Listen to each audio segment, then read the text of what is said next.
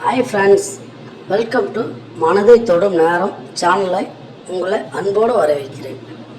சென்னையின் பரபரப்பான வாழ்க்கையில் ஒரு அழகான அப்பார்ட்மெண்ட்டில் வசித்து வந்த கவிதா, அவளது கணவன் சுரேஷ் ஒரு மென்பொருள் நிறுவனத்தில் கை நிறைய சம்பளம் வாங்கும் உயர் அதிகாரி. வெளிப்பார்வைக்கு அவர்கள் வாழ்க்கை சொர்க்கமாக தெரிந்தாலும் வீட்டுக்குள் நுழைந்தால் கவிதாவுக்கு தெரிவது வெறும் 4 சுவர்கள் மட்டுமே. சுரேஷின் உலகம் அவனது லேப்டாப்பும் டார்கெட்டுகளும் நண்பர்களுமாகவே சுருங்கி போயிருந்தது. கவிதா ஒரு சராசரி இந்திய பெண். கணவனுடன் அன்பாக பேசி அவன் தரும் சிறு சிறு பாராட்டுகளில் மகிழ்ச்சி காண துடிக்கும் இதயம் அவளுடையது. ஆனால் எவ்வளவு கஷ்டப்பட்டு உழைக்கிறான் என்ற எண்ணம் அவளை தொடர்ந்து சமாதானப்படுத்தியது. இந்த சூழலில் சுரேஷின் தம்பி விவேக் படிப்பு முடிந்து வேலை தேடி சென்னை வந்தான். அவன் வந்த பிறகுதான் அந்த வீடு ஒரு வீடாக மாறியது. விவேக் சுட்டி எப்போதும் ஏதாவது துருதுருப்பானவன். கவிதாவின் சமையலை பாராட்டுவது, அவள் அணியும் புடவையை பார்த்து, அண்ணி இன்னைக்கு நீங்கள் ரொம்ப அழகா இருக்கீங்க என்று யதார்த்தமாக சொல்வது என கவிதாவுக்குள் இருந்த அந்த பெண்மையை தட்டி எழுப்பினான். சுரேஷ் எப்போதும் போலவே இயந்திரமாகவே இருந்தான்.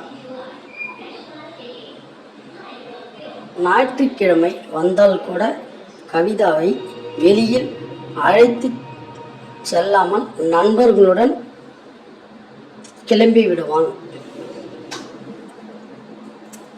கவிதாவின் ஏக்கம் மெல்ல மெல்ல அவமானமாக மாறியது. ஒரு நாள் விவேக் கவிதாவின் வாட்டத்தை கவனித்தான். என்ன அண்ணி, உடம்புக்கு முடியலையா என்று அவன் அக்கறையுடன் கேட்டது கவிதாவின் அடைப்பட்ட கதவுகளை திறந்தது. அன்றைய மாலை ஜன்னல் வழியாக தெரிந்த மழையை பார்த்தபடி விவேக்கிடம் தன் இதய பாரத்தை கொட்டினாள் கவிதா. விவேக், ஒரு பொண்ணுக்கு பணம் முக்கியமில்லை. அவங்க எதிர்பார்க்கிறது அன்பையும் அங்கீகாரத்தையும் மட்டுமே தான். உங்கள் அண்ணன் கூட வாழ் வந்ததும் நான் ஏன் இவ்வளவு தனிமையாக இருக்கேன்னு தெரியல. எனக்கு குழந்தை வேணும்னு கூட ஆசைப்படுகிறேன். ஆனால் அதை சொல்லக்கூட அங்கு அவகாசம் இல்லாமல் போயிடுச்சே என்று விம்மி விம்மி அழுதாள். அன்று விவேக் ஒரு விஷயமாக புரிந்து கொண்டான். ஒரு குடும்பத்தின் மகிழ்ச்சி என்பது வெறும் பொருளாதார வசதியில் மட்டும் இல்லை, ஒருவரை ஒருவர் பகிர்ந்து கொள்வதிலும் விட்டு கொடுப்பதிலும் தான் இருக்கிறது. விவேக் அண்ணனுக்கு புரிய வைக்க முயற்சி செய்தாலும் சுரேஷ் அதை ஒரு பொருட்டாகவே மதிப்பதில்லை. நாட்கள் செல்ல செல்ல கவிதாவுக்கும் விவேக்குக்கும் இடையே இருந்த அந்த அண்ணி தம்பி உறவு ஒரு நெருக்கமான நட்பாக மாறியது.